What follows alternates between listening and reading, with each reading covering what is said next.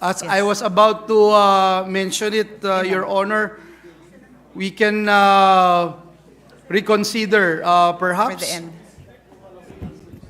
Reconsider, Majority Leader, if you... To reconsider, Mr. President. Okay. Yes, Mr. President, usually the title is amended the last part. So if you can proceed. So the Majority Leader is moving to reconsider. Is that what I'm hearing from the Majority Leader? Yes lang, JB. Yes lang, yes. Yes. Yes lang, JB. Reconsider lang. So balikan mo. Yes, we considered Is there any objection? to put it the title, Your Honor. Yes, Mr. hearing President. none, the motion of the Majority Leader to reconsider and move it on the latter part of the period of individual amendments is hereby carried. Yes, The thank you. distinguished gentleman from Davao, the author and the sponsor of the measure, is recognized. Yes, thank you, Mr. President. And I would like to thank Senator Pia for that timely reminder. Mr. President, to continue, Mr. President, in page 3, line 12, replace Philippine National Police Forensic with National. Is I there so any- move, Mr. President. Is there an objection? Hearing none, motion's carried. In page 3, line 13, delete forensic. I so move, President. Mr. President. Is there any objection? Hearing none, motion's carried. In page 3, line 14, replace PNP forensic with national. I so move, Mr. Is there any President. objection? Hearing none, motion's carried. In page 5, line 9, delete Philippine. I so move, Mr. President. Is there any objection? Hearing none, motion is carried. In page 5, line 10, delete forensic. I so move, Mr. President. Is there any objection? Hearing none, motion is carried. In page 5, line 13, replace PNP forensic with national. I so move, Mr. President. Is there any objection? Chair hears none, motion is carried.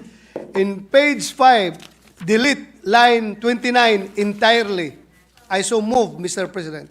The entire The entire line, line. 29. Is there any objection? Chair hears none, motion is carried. In page 5, line 31, after the word case, insert the following sentence. Provided that the court ordering the submission of a DNA sample cannot order its submission for the sole reason of adding a DNA sample to the DNA database. I so move, Mr. President. Is there any objection? Hearing none, the motion is carried. In page 6, line 9, delete the word forensic. Is there any objection? Hearing none, motion is carried. In page 9, line 13, insert a new paragraph as follows. Use by government agencies not engaged in law enforcement may be authorized when the purpose for which the DNA database is used is legitimate and when the concerned government agency ensures the privacy of the DNA information at all stages of its use. I so move, Mr. Is President. there any objection? The chair hears none. Subject to style, the motion is carried. Thank you, Mr. President. In page 9, line 22, replace PNP forensic with the word national. I so move, Mr. Is there any President. objection? Chair hears none. The motion is carried. In page 9, line 23, insert a new paragraph as follows. Any subsequent DNA database to be established by law and attached to the government agencies other than the PNP shall form part of the national DNA database under this act and shall possess specifications that allow for interagency access and use for any legal purpose. I so move, Mr. President. Is there any objection? The chair hears none. The motion is carried. Mr. President, I would like to go back to the first amendment, amending the title. You may do so, Your Honor. In In page 1, line 1, delete forensic and replace it with the word national. I so move, Mr. President. Delete forensic or delete Philippine national? Correction, Mr. President, I would withdraw my earlier amendment and correct it as follows. In page 1, line 1, delete PNP forensic and replace it with the word national. Is there any objection? Hearing none, motion's carried. That's and in page 1, in the title of this measure, replace Philippine National Police Forensic with the word national. I so move, Mr. President. Is there any objection?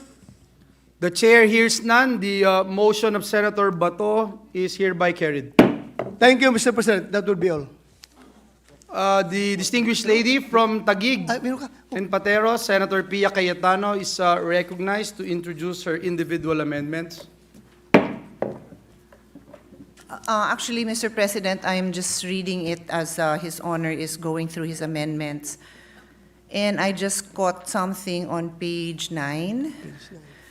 This is line 5. So this is section 17, letter E. And I ask for the attention of our minority floor leader, the only other lawyer in the session hall, for assistance. It states here, other violations of the provision of this act or the rules and regulations promulgated by the concerned government agency shall suffer the penalty of 6 years and 1 day, and so on and so forth. I'm a little bit concerned, Mr. President, because we don't even know what is that violation of the rules and regulation, and yet we already have a penalty attached to those unknown violations in rules that are yet to be promulgated.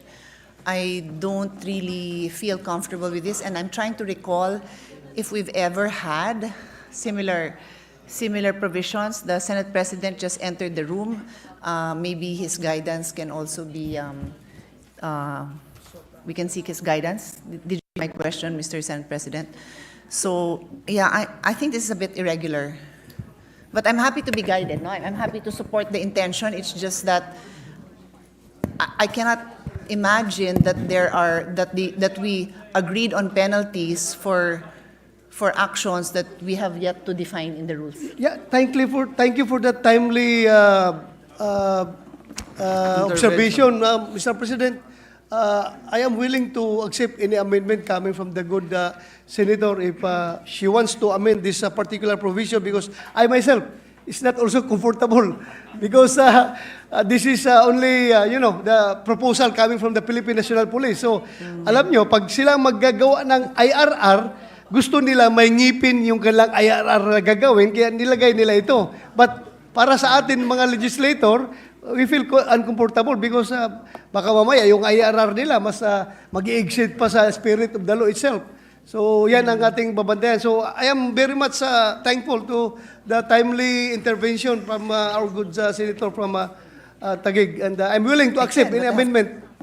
Mr. President. I mean, the simplest thing is to just attach the, mahirap din kasi yung pati yung other violations, because I don't also know what are those other violations. So this entire section E needs to be reviewed. But I am more than happy to provide PNP with the teeth that they want, but I would need to hear from them, ano pa ba yung na-visualize nila, na-imagine nila na possible violations. We, as lawyers, we need to know so that we can craft that proper language. Hindi kasi pwedeng may generic na penalty dun din sa generic na violation. So the proposal for now would be to delete section E. But like I said, if we have time to hear from them, then this representation would be more than happy to help craft proper language. Mr. President, 1 minute suspension, please. A minute suspension.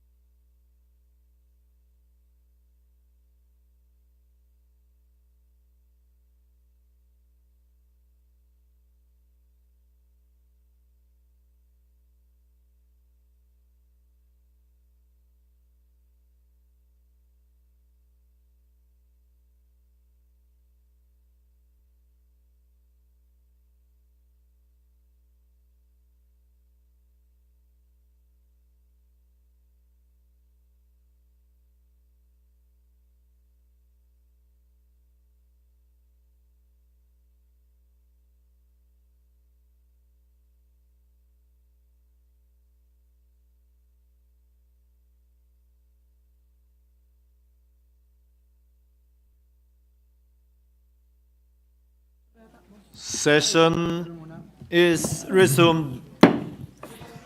Suspend consideration of Senate Bill number 2474.